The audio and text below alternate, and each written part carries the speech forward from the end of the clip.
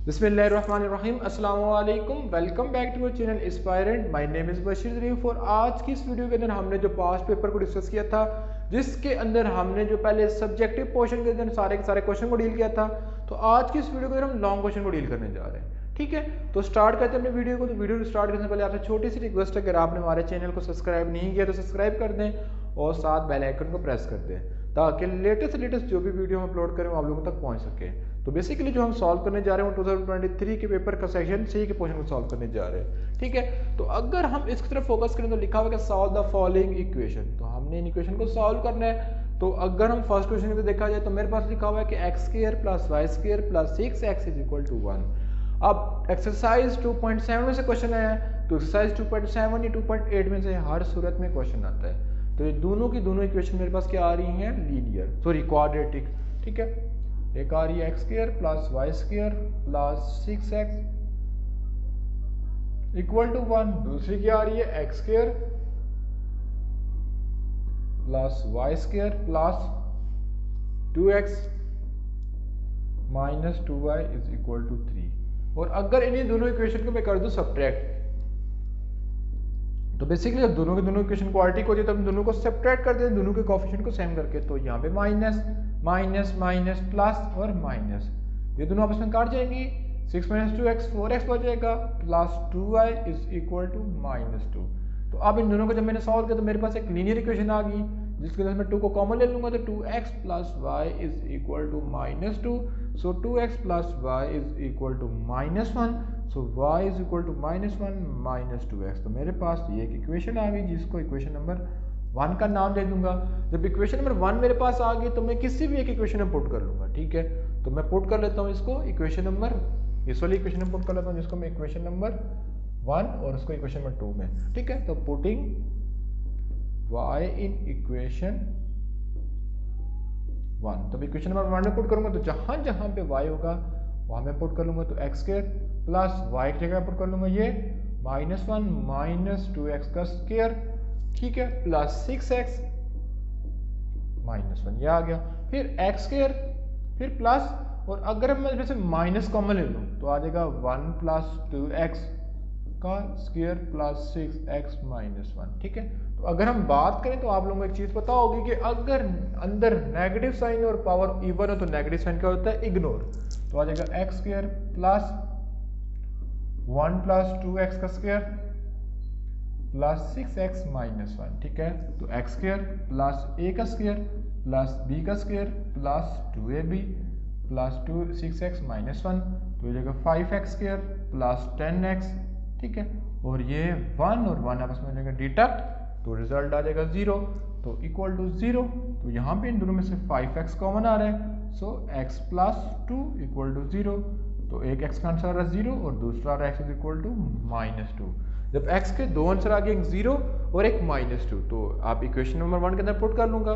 जब equation number 1 के अंदर मैं पुट कर लूंगा, ठीक है, ताकि मेरे पास y की वैल्यू भी आ जाए, तो y is equal to minus 1 minus 2x और y is equal to minus 1 minus 2x। तो x की जगह मैं जब 0 पुट करूंगा तो मेरे पास रिजल्ट आ जाएगा माइनस 1, और जब मैं पुट करूंगा माइनस 2 तो ये आ जाएगा minus 1 plus 4 which is equal to 3।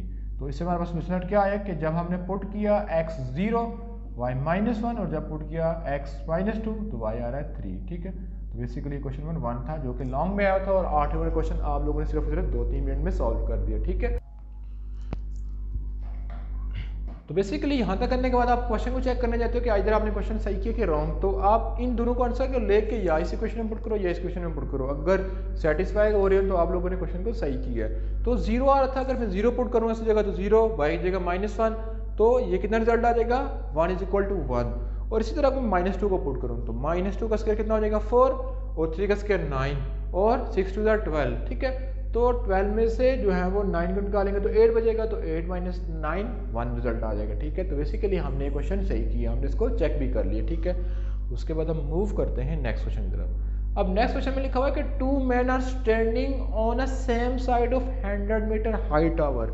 ये मेरे पास एक हाई टावर है जिसके ऊपर 2 बंदे खड़े हैं, यहाँ पे 2 बंदे खड़े हैं। ठीक है, if the measure of angle of elevation on top of tower से वो एंगल को मेजर कर रहे हैं एक एंगल मेजर कर रहा है ग्राउंड का 20 डिग्री और दूसरा मेजर कर रहा है 30 डिग्री।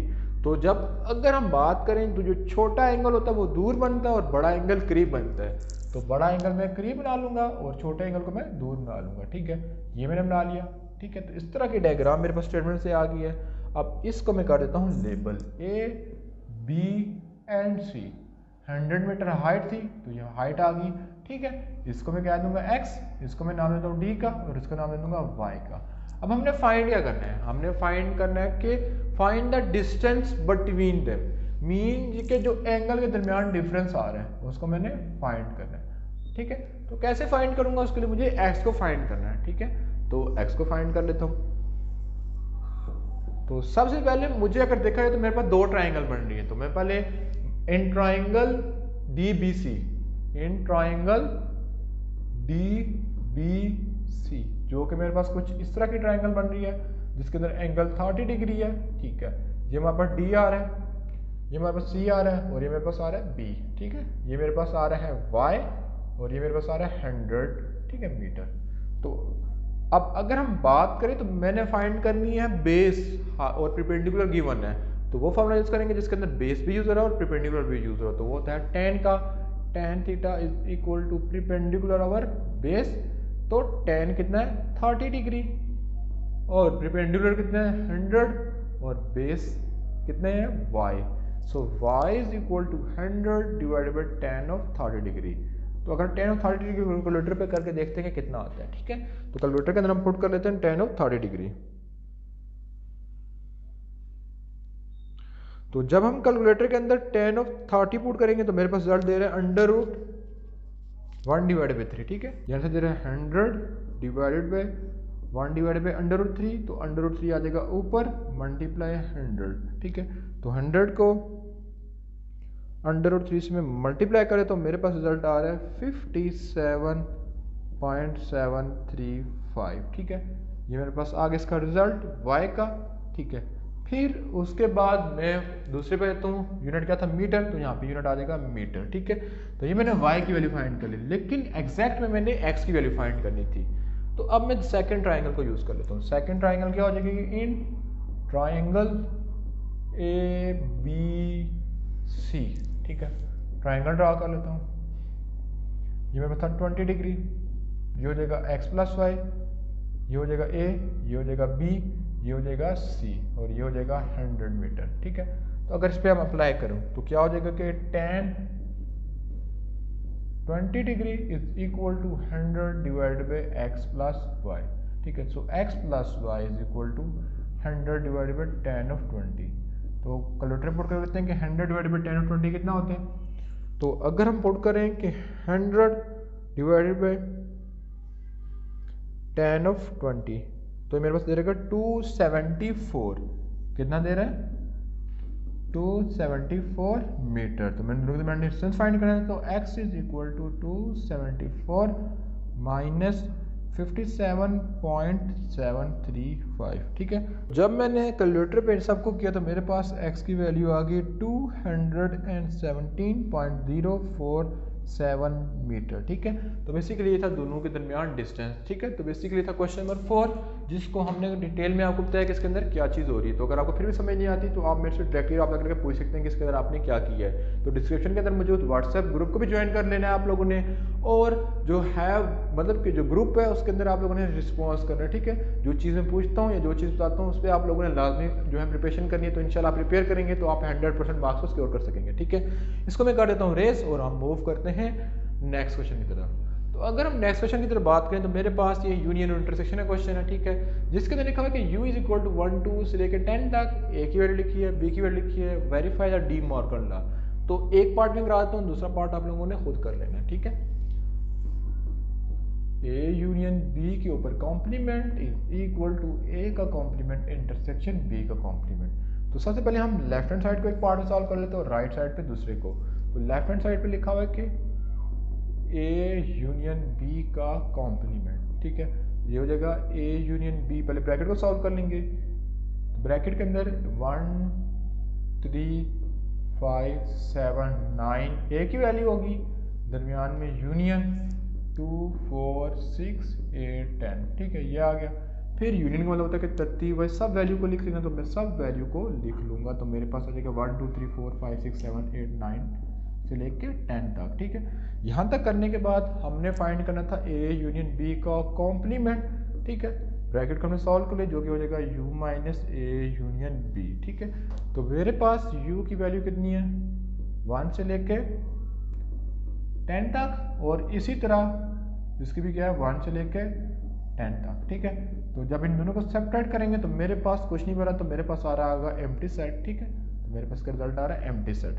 तो ये मैंने लेफ्ट हैंड साइड को सॉल्व कर लिया। अब अगर राइट साइड को सॉल्व करूँ, राइट साइड में मेरे पास क्या था, ए का कॉम्प्लीमेंट यूनियन बी का कॉम्प्लीमेंट, ठीक है। तो सबसे पहले मैं कॉम्प्लीमेंट को सॉल्व कर लेता हूँ। तो अगर मैं ए का कॉम्प्लीमेंट लूँ, जो कि होता है u माइनस ए, तो सबसे पहले मैं u की वैल्यू लिख लूँगा, जो कि आ रही है 1 2 3 4 5 6 7 8 9 10, ठीक है, माइनस 1 3 5 7 9, ठीक है। अब इन दोनों को अगर सॉल्व करूँ तो माइनस कर रहा हूँ, तो 1 1 से काट जाएगा, 2 बचता है तो यहाँ पे लिख लूँगा, 3 3 से काट जाएगा, 4 5 5 से कट जाएगा, 6 बच जाता है, 7 7 से कट जाएगा, 8 बच जाता है, 9 9 से कट जाएगा और 10 बच जाता है, ठीक है। इसी तरह अगर मैं b का कॉम्प्लीमेंट ले लूँ, ठीक है, जो कि हो जाएगा u माइनस बी। अब u की वैल्यू 1 2 3 4 5 6 7 8 9 और 10, ठीक है, माइनस 2 4 6 8 10, ठीक है, इवन नंबर आ गए। अब इन दोनों का अगर मैं सब्ट्रैक्ट करूँ, ठीक है, 2 2 से कट जाएगा, 1 बचेगा, 3 5 7 9 ये बचेगा। फिर इन दोनों के दरमियान मैंने लेना था, इसके दरमियान मैंने यूनियन लेना था, इसके दरमियान मैंने लेना था इंटरसेक्शन, ठीक है। तो यहाँ पे आता है